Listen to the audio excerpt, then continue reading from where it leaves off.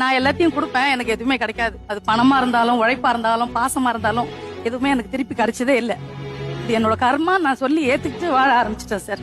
யாருக்கு நடிக்க தெரியுமோ அவங்கள சுத்தி தான் சார் சொந்தமே இருக்கும். நடிக்க தெரிஞ்சவங்களுக்கு சொந்தம் அதிகமா இருக்கும். யார் ஸ்ட்ரெயிட் ஃபார்வர்டா இருக்காங்களோ அவங்களுக்கு ஒருத்தர் கூட இருக்க மாட்டாங்க சார் கிட்ட. இதான் உண்மை. நான் குடும்பத்துக்காக நிறைய செஞ்சு பாசமாவோ இல்ல பினான்சியல் ஹெல்ப் எதுவா இருந்தாலுமே குடும்பத்துக்காக நம்ம உழைச்சது ஃபுல்லாவே கொடுத்துடணும், எனக்குன்னு வேணும்னு எடுத்து வச்சது இல்ல.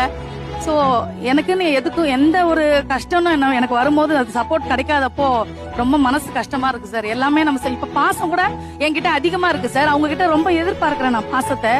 பட் இப்ப நம்மளுக்கு உடம்பு முடியலையோ இல்ல நான் பினான்சியலா அவங்க கிட்ட எதிர்பார்க்கறதே இல்ல. உடம்பு முடியாதப்போ ஒரு ஆறுதலான வார்த்தைகள் அது போதுமே. அது கூட கிடைக்காம அப்ப நம்ம என்ன எதுக்காக அவங்களுக்காக இருந்தோம்? அவங்க ஒருத்தர் கூட பக்கத்துல இல்லன்னும் போது அது எந்த அளவுக்கு மனசுல பாதிப்பு. நீங்க சப்போர்ட் பண்ண ஃபேமிலி நல்லா இருக்கலாமா இன்னைக்கு?